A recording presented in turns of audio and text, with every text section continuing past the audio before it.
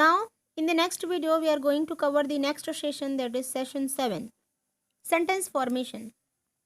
आप लोग को तो ऐसा लग रहा होगा जैसे आप इंग्लिश पढ़ रहे हो, है ना। सेंटेंस फॉर्मेशन मतलब आपको सेंटेंस कैसे फॉर्म करना है। यहाँ पे टू बी का जो पार्ट मतलब टाइप होता है उसको बताया है। बी एक क्या है, वर्ब है। इसका 3 लेते हैं हम लोग, इज, एम, आर, है ना। तो बी का ही टाइप्स दिखाया है, जैसे he is a doctor, you are happy, I am a student, my mom is dash year old, he is a writer, है ना। तो this all are the forms of be only. Is, am, are, ये तीनों क्या होते हैं, B के form होते हैं। तो आपको बहुत ही छोटा सा डिस्क्रिप्शन दिया है कि बी के इतने फॉर्म्स होते हैं और इज़, एम, आर यूज़ का होता है। तो इज़, एम, आर को बताना पड़ेगा क्या। इज़, एम, आर का यूज़ क्या होता है। Am is always use with I, he, she, it और सिंगुलर नंबर के साथ ईज का यूज़ होता है। And are is generally use with plural form, है ना। प्लूरल नंबर के साथ जो है आर का यूज़ होता है, जैसे you are, we are, they are, boys, girls, etcetera. ठीक है, ये बहुत ही बेसिक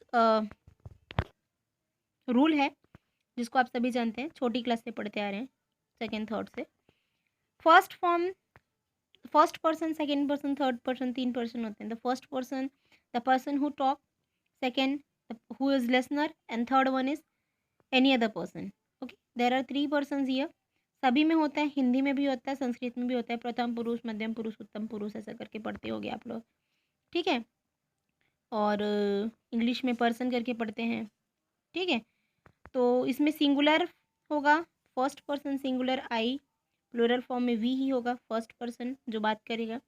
सेकेंड पर्सन की बात करें तो यू सिंगुलर बोलें चाहे प्लूरल फॉर्म में लें। और अगर हम थर्ड पर्सन की बात करें तो ही, शी, इट या कोई नाम या किसी रिलेशन के बारे में बात कर सकते हैं। अगर हम प्लूरल फॉर्म में ले तो generally we can refer them by the word use करते हैं फॉर दी प्लूरल, है ना, ऑफ थर्ड पर्सन।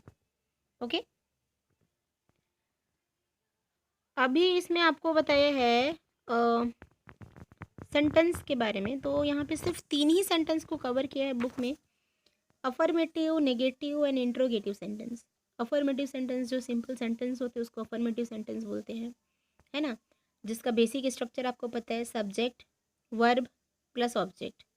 ये होता है आपका अफर्मेटिव सेंटेंस का सिंटेक्स, या हम बोल सकते हैं स्ट्रक्चर। नेगेटिव सेंटेंस में generally negative sentence is always referred by not, है ना, जिसमें किसी चीज़ का नहीं जो शब्द है वो आता है ना, या नॉट जो शब्द आता है, तब हम उसको बोलते हैं कि दैट सेंटेंस इज नेगेटिव, या नकारात्मक सेंटेंस जिसमें हम किसी चीज़ को मना करते हैं, नहीं होता है उसमें। Interrogative sentence means if you ask question, या डब्ल्यू एच जो वर्ड्स होते हैं, डब्ल्यू एच जो सेंटेंसेस होते हैं वो इंट्रोगेटिव सेंटेंस होते हैं बेसिकली। अगर आप डब्ल्यू एच ये नहीं कर रहे हो यूज़, तो आपका जो है ऐसा सेंटेंस जिसमें बी का जो फॉर्म है, ये देखो आपको बी के फॉर्म के लिए बताया ना, इसमें अलग और बाकी चीज़ को नहीं बताया है। जैसे बी का 3 फॉर्म है, ईज, एम, आर। अगर ये जो हेल्पिंग वर्ब्स हैं वो आपके सब्जेक्ट के पहले यूज़ करे जाएँ तब होता है आपका इंट्रोगेटिव सेंटेंस, है ना। जब हम क्वेश्चन करते हैं या क्वेरी करते हैं या कुछ पूछते हैं तब की बात। तो be, to be comes before the subject, that time the sentence will be what, interrogative. If not is used after the to be, then the sentence is what, negative. And to be comes after the subject, then the subject is what, affirmative. It's very simple rule and very basic rule. I hope you understand. Here are the few examples for the check points. जैसे सबसे पहला लिखा है, इसमें से आपको बताना है कि कौन सा सेंटेंस है। Tahira loves to watch cricket, ठीक। यहाँ पे लव्स लिखा है, ठीक। Loves is a what, verb.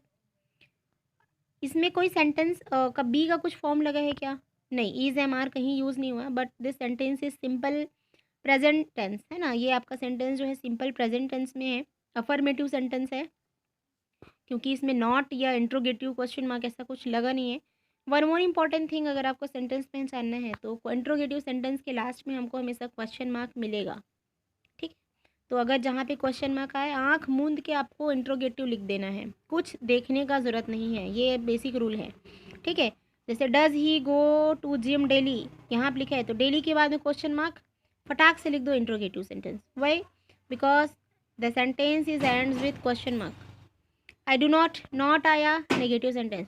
अब 2 चीज़ तो हमको पता ही है, एक में तो नॉट आना कंपलसरी है, एक में आपका क्वेश्चन मार्क आना कंपलसरी है। तो जब दोनों कंपलसरी हो गया, दोनों के बारे में पता हो गया, तो अगर उसमें से कुछ भी नहीं है मतलब तीसरा वाला फॉर्म होगा, दैट इज़ अफर्मेटिव होगा। आया ना समझ में? तो ये हमारा क्या है, 3 सेंटेंस है और तीनों सेंटेंस को आपको क्या करना है, बुक में ही करना है ना। कॉपी बनाने का तो ज़रूरत नहीं है, यहाँ पे स्पेस भी गिवन है।